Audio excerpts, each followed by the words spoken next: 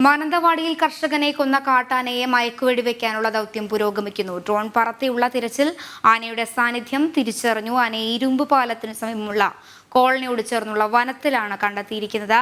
വിവരങ്ങളുമായി KJ ശ്രീജിത്ത് ചേരുന്നുണ്ട്. ശ്രീജിത്ത്, ഇപ്പോൾ ആനയെ കൃത്യമായി നിരീക്ഷിക്കാനും മയക്കുവെടിവെക്കാനുള്ള സാധ്യത കാണുന്നുണ്ടോ? വിവരങ്ങൾ നിലവിൽ എന്തായാലും ആനയെ ട്രാക്ക് ചെയ്തിട്ട് ഉണ്ടെന്നാണ് നിലവിൽ വനംവകുപ്പ് അധികൃതർ വ്യക്തമാക്കുന്നത്. നാം ദൃശ്യങ്ങൾ കാണുന്ന സ്ഥലത്തായിരുന്നു അല്പം മുമ്പ് ഇത്തരത്തിൽ ഈ സ്ഥലത്ത് നിന്നും ഡ്രോൺ പകർത്തുകയും അതിനുശേഷം ആ ഡ്രോണിൽ ഈ ആനയുടെ ദൃശ്യങ്ങൾ കിട്ടിയത്. എന്തായാലും ആ ദൃശ്യത്തിന്റെ അടിസ്ഥാനത്തിലാണ് നിലവിൽ ഈ വനംവകുപ്പ് അധികൃതരും ദൗത്യ സംഘവും പരിശോധന നടത്തിക്കൊണ്ടിരിക്കുന്നത്. ദൃശ്യങ്ങളിൽ കാണുമ്പോൾ ഇതുപോലെ നൂറുകണക്കിന് ദൗത്യസംഘമാണ് നിലവിൽ ഈ കാടിന് സമീപത്തായി എത്തിയിരിക്കുന്നത്.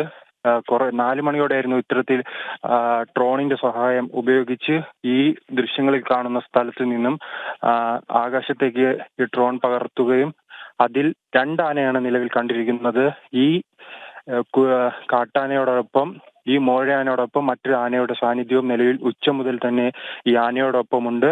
ഇത് ദൗത്യസംഘത്തിന് വളരെ വലിയ ബുദ്ധിമുട്ടാണ് സൃഷ്ടിക്കുന്നത്. കാരണം ആ 2 ആനയുണ്ട്. അപ്പോൾ ഒരാനയെ തുരത്തുകയും മറ്റേ ആനയെ ഈ ദൗത്യസംഘം ഉദ്ദേശിക്കുന്ന സ്ഥലത്തേക്ക് എത്തിക്കുകയും അതിനുശേഷമായിരിക്കും ഇത്തരത്തിൽ മയക്കുവെടി വെക്കേണ്ട ഒരു ഉത്തരവാദിത്വത്തിലൂടെ ദൗത്യസംഘം മാറിയിട്ടുണ്ട്. അത് വലിയ വെല്ലുവിളിയാണ്. മറ്റൊരു ആന കൂടി ഈ മോഴയാനയോടൊപ്പം ചേർന്ന് ഈ കാട്ടിലേക്ക് സഞ്ചരിക്കുകയാണ്.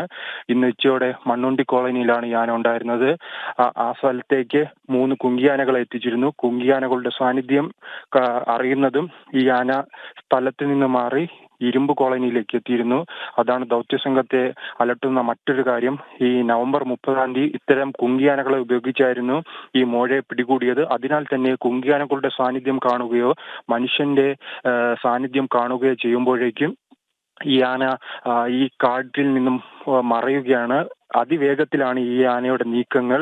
അതിവേഗം നടന്നു നീങ്ങുന്നു. അതോടൊപ്പം തന്നെ മറ്റൊരു ആനയും ഈ ആനയോടൊപ്പം ചേർന്നിട്ടുണ്ട്. അതോടൊപ്പം തന്നെ വനപാലകർ പറയുന്നത് ഇതൊരു ഈ തേക്കിൻ തോട്ടമാണ്. തേക്കിൻ തോട്ടമായതിനാൽ തന്നെ ഈ ഇലകൾ വീണു കിടക്കുന്ന സ്ഥലമാണ്. ഈ ഇലകളിലൂടെ ഈ ശബ്ദമുണ്ടാക്കി പോകുന്നത് കൊണ്ട് ഈ വനപാലകരുടെ ശബ്ദം കേട്ട് ആന രക്ഷപ്പെടുകയാണ് നിരന്തരം. അത്തരത്തിലുള്ള ഒരു ഭൂമിശാസ്ത്രപരമായ പ്രശ്നങ്ങൾ കൂടിയുണ്ട്. ഈ ഇലയാണ് പ്രശ്നങ്ങൾ. തറയിലെ ഇലകൾ ഇത്തരത്തിൽ വലിയ ശബ്ദമാണ് ആനയ്ക്ക് ഈ ശബ്ദം കേൾക്കാൻ കഴിയും. നമുക്ക് തന്നെ അറിയാം, ഈ വനത്തിലെ ഈ തോട് ഈ തേക്കിൻ കാടാണ്. തേക്കിൻ കാടിൽ നിന്നും ഇലകൾ വീഴും. ഈ ഇലകൾ കരിഞ്ഞു കിടക്കുന്ന ഇലകളിലേക്ക് ചവിട്ടുമ്പോൾ ഈ ശബ്ദമുണ്ടാകും. ഈ ശബ്ദം കേൾക്കുകയും അതോടൊപ്പം തന്നെ കുങ്കിയാനകളുടെ സാന്നിധ്യമുള്ളതും ഈ ദൗത്യത്തിന് വലിയ പരാജയമാകുന്നു.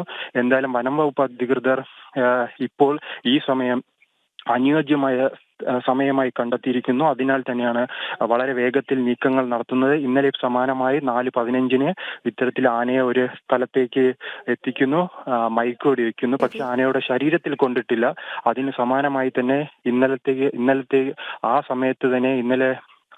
സമയത്ത് തന്നെയാണ് നിലവിൽ ആനയെ വീണ്ടും ഇത്തരത്തിൽ വെടിവെക്കാൻ അനുയോജ്യമായ ഒരു സാഹചര്യത്തിൽ കണ്ടെത്തിയത്.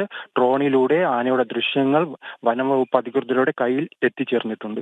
ശരി, മാനന്തവാടിയിൽ കർഷകനെ കൊന്ന കാട്ടാനയെ മയക്കുവെടി വെക്കാനുള്ള ദൗത്യം പുരോഗമിക്കുകയാണ്. ഡ്രോൺ പറത്തിയുള്ള തിരച്ചിൽ ആനയുടെ സാന്നിധ്യം തിരിച്ചറിഞ്ഞിട്ടുണ്ട്. ആനയെ ഇരുമ്പ് പാലത്തിന് സമീപത്തുള്ള കോളനിയോട് ചേർന്നുള്ള വനത്തിലാണ് കണ്ടെത്തിയത്. വിവരങ്ങൾ നൽകുകയായിരുന്നു KJ ശ്രീജിത്ത്.